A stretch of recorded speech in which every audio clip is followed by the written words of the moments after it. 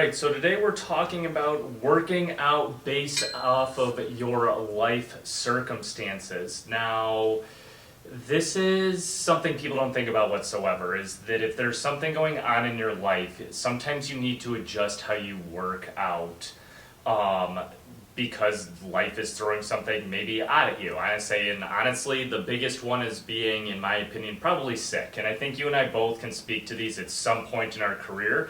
But I say I was sick last week with COVID, and it was one of those that I definitely did not work out. I had zero energy to work out, and it's one of those that I'm still coming back from it. And it's one of those that I look at the workout I was doing before, and there's no way I could do that right now. I would not have enough energy, and so I'm slightly changing what I'm doing. And it was one of those when I tried to work out my first day back, I had planned 3 exercises doing a light 5x5. And I even found that I didn't have enough energy to do that. And it's one of those that, there are plenty of times in life that you're going to find yourself where I don't have the energy or, you get sick or whatever it might be. Yeah, and I think that laundry list of things that people use to get out of exercise completely can really be turned on its head and just go, well, if let's say you're someone who your wife had a baby and you're not sleeping through the night, or you don't have the time to get to the gym anymore. Well, that's where body weight 15-minute workouts a day can be extremely beneficial in that point in your life, because ultimately you won't have the time for it. You have to care for somebody else, and it's no longer just about you. So it's less about how do I get this to, how do I get to the gym, and more about how do I fit this into my everyday life. Because the reality is that as your kids get older, that could definitely be something that changes. And I think that is another factor that people kind of get stuck in, is they use their kids being born as an excuse not to exercise, but then as their kids get older, they continue not to exercise. But really what they should have done from the beginning was say to themselves, what amount of time can I dedicate to exercise, and build a plan around that, and then reevaluate every time that your life changes.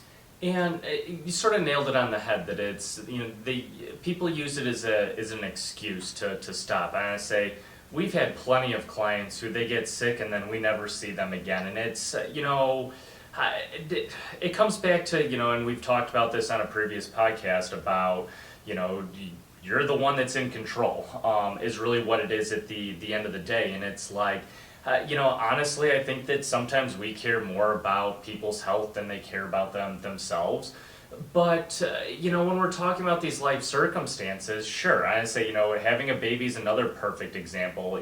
Whether or not you're the one having the baby, or, you're on the other end being the husband or whatever. It's one of those that these things are always going to pop up, and it's one of those exactly like what you said. It's, maybe it is only a 15-minute workout, or, maybe you're going through an extremely hectic move where you're, doing a lot of physical labor, and it's okay, pull back, focus on mobility, stretching. There's so many different ways to basically work out based on your life circumstances, because you're not always going to feel great. At the end of the day, I say it's one of those that it's impossible to feel good all the time. I mean, if you did, it would be no excuse to do anything. I mean, that's the whole good versus evil, right? You can't feel good unless you feel bad sometimes. And I mean, another really big one that people use as an excuse is injury, right? So, it's one of those things that there's a really famous, acronym out there, RICE, which is rest, ice, compression, elevation. The first letter of that is rest. And right there just goes to show how we're not educating our general population, our clientele correctly, because I literally hurt myself yesterday doing an exercise, and I'm not coming in today and resting.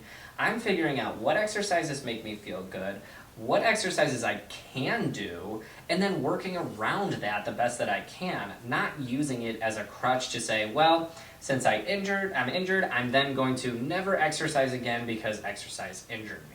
But the reality is movement and exercise and fitness truly make you feel better in all capacities, even including mental health.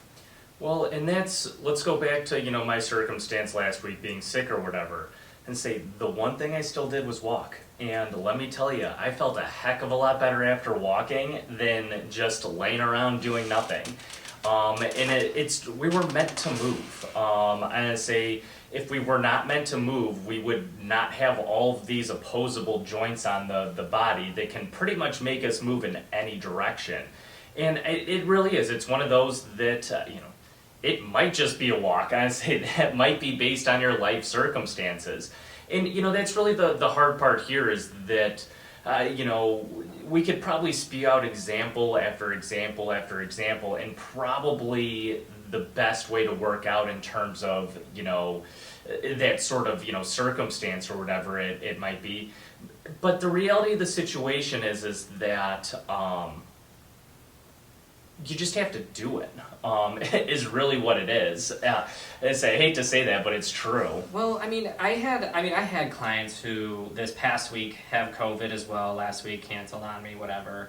And he was so upset about the fact that he couldn't work out for 2 weeks, to the point where he was actually getting angry. And it was one of those things that when I sit there and I was talking to him about it, I'm never going to sit here and tell someone not to be angry or not to feel a certain way about any situation, but I try to get him to understand that it's this is a lifelong journey, and if you're in fitness forever, who cares if you need to take 2 weeks off or a week off or take a temporary break from what you're currently doing to do a different type of exercise? Because the reality is that we're all fairly young. I'm 31, my clients are all between the ages of 40 and 70, which means they have at least another 30 good years. We have to remember that we're not going to just stop when we hit our goals. We need to continue going forever and ever and ever, because that's how we maintain those types of things. So it's one of those things that it's when you understand that it's a lifelong journey and that life is very rarely, never linearly good, and that bad things are going to happen to you, and accept those bad things, you can start to be more forgiving of yourself because you didn't make it to the gym that week because you have COVID. And then what'll end up happening is you'll end up becoming stronger on the back end, because ultimately there's two decisions that people have to make with this. They can either keep going or quit. And I can tell you right now that never giving up is the best solution. 100%. And it's, at the end of the day too, you're gonna lose progress. That's the other reality of the situation, is that you're never gonna always 100% be progressing. And I say, yes, that is 100% the goal, that every day you're supposed to be better than the day before. Let's be real, that's an unrealistic expectation. And that's sort of, when you talk about this client, that's what he is expecting. Not that that's a bad thing, and honestly, we love to see that, sort of passion as a whole. But when you know that you're not always going to be progressing, I say you're actually probably going to progress even further than what you actually did, because you know that, okay, I'm taking 2 steps back to maybe take 3 steps forward. Like I said, being sick, it's one of those that, yes, 100%, I am not where I was, 2 weeks ago with my workouts, but at least I was moving to stay active so I could progress when I'm ready to progress again.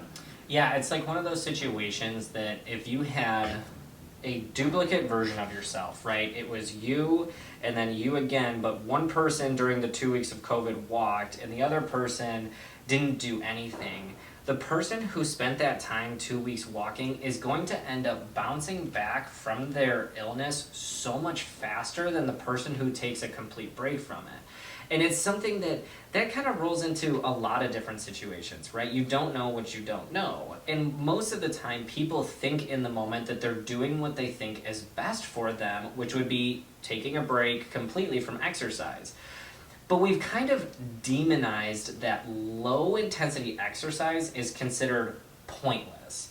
And that's something that I think a lot of people struggle with, because when they would hear you say, well, I walked while I was, sick or whatever, they'd be like, well, that's not going to head me towards my goals. Well, arguably, it's okay, well, then my other option is to do nothing and lose all of my progress. So, it's one of those situations that you need to find the needle in the haystack and find the best option in any given moment. Exactly, and it's one of those that you're exactly right.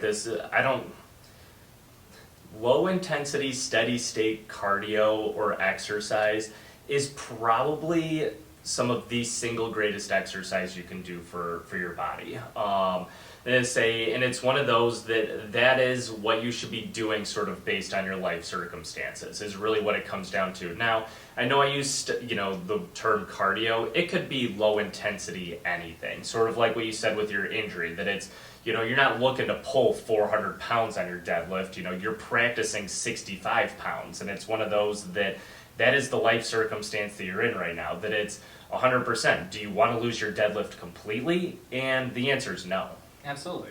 It's one of those things that kind of makes me laugh because I had a client talk to me about this intensity thing, and it kind of makes me laugh because if you were to go into like a big box gym, Planet Fitness, Xboard, 24-hour fitness, whatever, you see people on these cardio machines for like 30, 40 minutes at a time, and you go, wow, like cardio is not a good idea. Well, here's the thing, right? Is like when you see people in a commercial gym who are pushing that kind of crazy cardio, they are not doing low intensity cardio. They are doing high intensity steady state cardio, which is a completely different idea than low intensity steady state. When you're doing low intensity steady state cardio, you really don't want your heart rate to go past zone 2, maybe 3 at most. When you're watching people on the treadmill literally running for minutes on end, they're probably close to zone 4, zone 5, which is not even close to being the same thing. And the reason that I bring that up is because one of my client's sisters goes to Orange Theory and does a lot of running and a lot of rowing. Ironically, our client here at Rise Above Fitness is getting better results coming less often and mostly doing low intensity strength training compared to her sister who is at a different group training facility that basically runs them into the ground every single time, and she's wondering why she's not getting progress.